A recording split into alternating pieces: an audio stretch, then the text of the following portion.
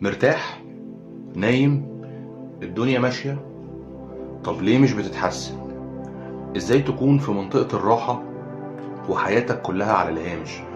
متخيل انك ماشي في طريق، لكن الطريق ده دايرة كل يوم بتلف وترجع لنفس النقطة. لو فضلت كده عمرك ما هتوصل. منطقة الراحة هي مش مكان، بالعكس ده شعور او وهم، فخ كده عقلك بيحطهولك عشان مفيش مجازفة.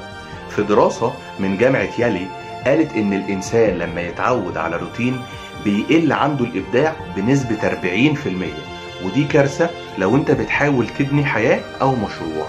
لو بتصحى كل يوم ومفيش، لو عندك فكرة بس لو كل اسبوع شبه اللي قبله، دي اشارات واضحة جدا انك في كومفورت زون ولازم تفوق. الراحة الحقيقية مش موجودة في الحاجة اللي انت اتعودت عليها، الراحة الحقيقية موجودة في الحاجة اللي انت ما اتعودتش عليها.